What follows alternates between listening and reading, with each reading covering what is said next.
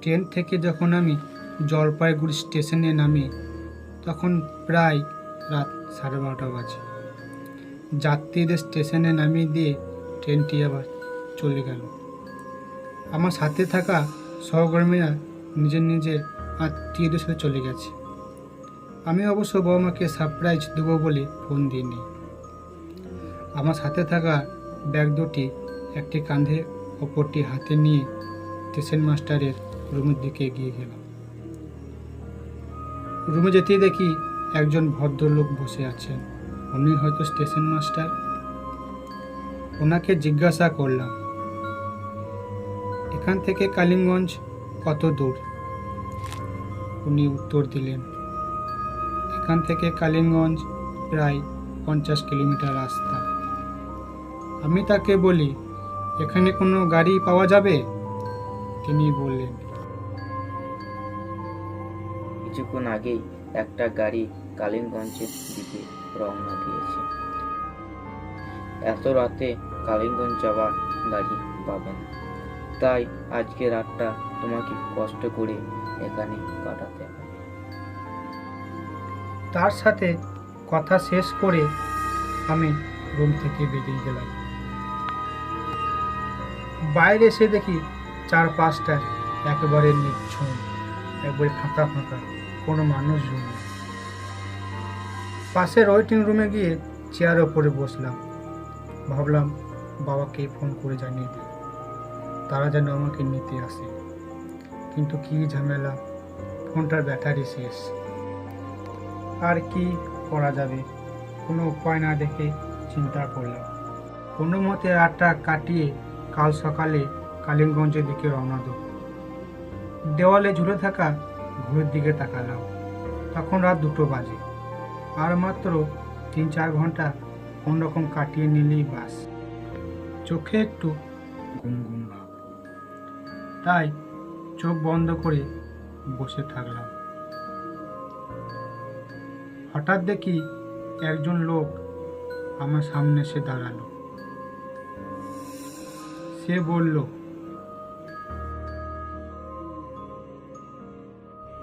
আপনি কোথায় যাবেন স্যার? কালিম্পংগঞ্জ যাব।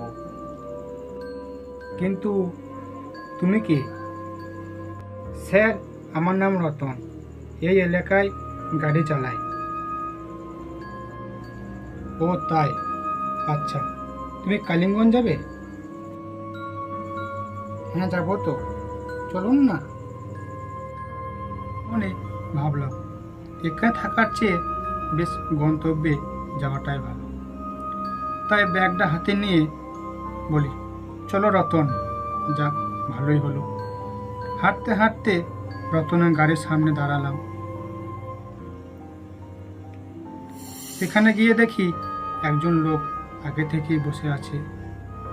লোকটি সারা গায়ে চাদর জড়িয়ে আছে, তার মুখটা পর্যন্ত দেখা যাচ্ছে না। আমি কিছু না বলেই তার পাশে বসে পড়লাম।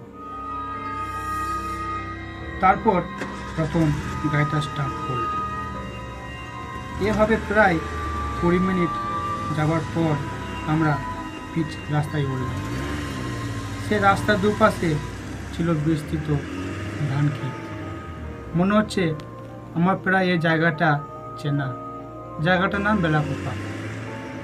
চোখ যত দূর যায় খালি হলুদ পাকা ধান, আর চাঁদের আলো বেশ সুন্দর লাগছে। আহ কি দৃশ্য! কতদিন আসিনি এদিকে।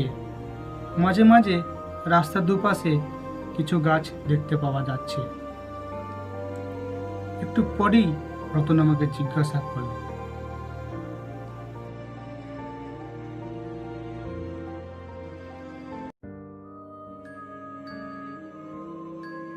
স্যার, কে আছে আপনার কালিম্পংগঞ্জে? আমি বললাম, কালিম্পংগঞ্জে আমার বাড়ি, অনেক দিন পর যাচ্ছি তো। ও আচ্ছা। খানিক পর রতন বলল, স্যার আপনারা বসেন, আমি একটু খালি করে আসি। বুঝতে পারলাম তার উচ্চ চাপ পেয়েছে। রতন পিছনের দিকে একটু দূরে রাস্তায় গিয়ে রাস্তার নিচে নেমে চলে গেল। তাকে আর দেখা যাচ্ছে না। অনেকক্ষণ বসে থাকায় আমার খুব বিরক্ত ভাব লাগছে। আমি গাড়ি থেকে নেমে রাস্তায় হাঁটাচলা করছি। প্রায় 50 মিনিট হয়ে গেল, তার কোনো পাত্তা নেই। আমার মনে একটা সন্দেহ। আমার পাশে বসে থাকা লোকটা কোনো শব্দ নেই, একদম চুপচাপ বসে আছে। আমি ব্যাগ থেকে লাইটটা হাতে নিয়ে আমি খালের দিকে এগোলাম। সেখানে গিয়ে আমি কিছুই দেখতে পেলাম না। আরো একটু সামনে এগোলাম। হঠাৎ লক্ষ্য করলাম খালের জল একদম লাল রঙে দেখাচ্ছে। আর খানিকটা এগিয়ে গিয়ে দেখি খালের পাশে একটা লাশ পড়ে আছে। কাছে গিয়েই দেখি এটা তো রতনের লাশ। হে ভগবান, কে যেন তার গলা কেটে খুন করেছে আর তার রক্ত দিয়ে খালি জলে মিশেছে। এমন সময় লক্ষ্য করলাম ধান ক্ষেতের মাঝখান থেকে কিছু একটা শব্দ হচ্ছে।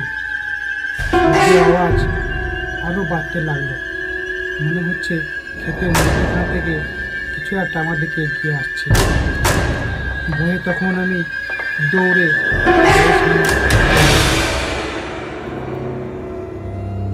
এসেই দেখি সেই চাদর গায়ের লোকটি নেই। আমি চারপাশটা ভালো করে দেখলাম, কোথাও দেখতে পেলাম না।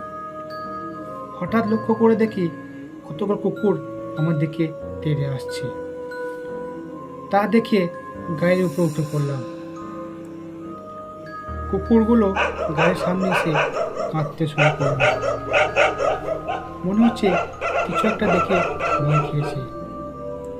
তাই এক দৃষ্টিতে তাকিয়ে রইলাম। এমন সময় খেয়াল করলাম কে যেন এক খালের নিচ থেকে রাস্তার উপরে উঠল। হাতে থাকা টর্চটা তার দিকে মারলাম। দেখি এক মধ্যবয়সী লোক দাঁড়িয়ে আছে, মুখেও কাপড়ে তার রক্তের দাগ। চোখগুলো যেন জল জল করছে তার, আর আমার দিকে এক দৃষ্টি তাকিয়ে আছে। বুঝি আমার পালা। আমার মাথায় আর কোনো কাজ করছে না। এই লোকটি হয়তো রতনকে খুন করেছে। লোকটিকে দেখে ওগুলি যেন ভয়ে দৌড় দিল। আমি তখন কি করব কিছুই বুঝতে পারছি না। এদিকে ভয়ানক দৃশ্য দেখে আমার হার্টবিট বেড়ে গেছে। চিন্তা করলাম ভাগ্যে যা আছে থাকুক। ব্যাগটা হাতে নিয়ে সামনে দিকে দৌড় লাগাবো, কারণ ব্যাগে আছে আমার মায়ের জন্য ডায়মন্ড জুয়েলারি। তাই ব্যাগটা হাতে নিয়ে দৌড় লাগালাম।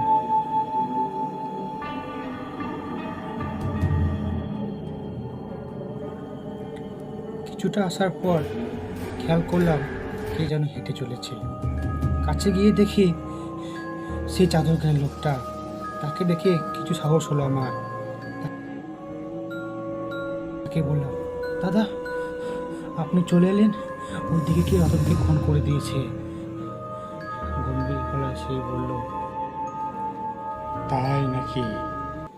এই প্রথম তার গলার আওয়াজ পেলাম, কিন্তু তার গলার আওয়াজটা আমার খুবই চেনা। মনে কিরকম একটা খটকালো। তাই বললাম,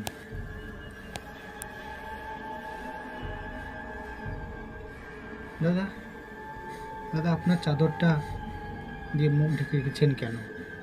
আপনি কি মুখটা দেখাবেন না? এই বলে সে হাসতে লাগলো।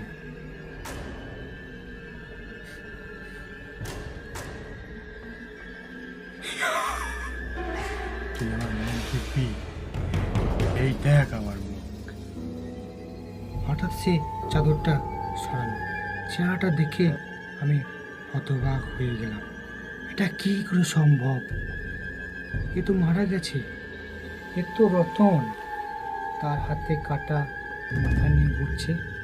আমার ওসব দিকে অঙ্গ প্রত্যঙ্গ দূর হয়ে যাচ্ছে, মুখে কোনো কথা নেই, মনে হচ্ছে আমি একসময় জ্ঞান হারাবো। আর কিচ্ছু মনে নেই।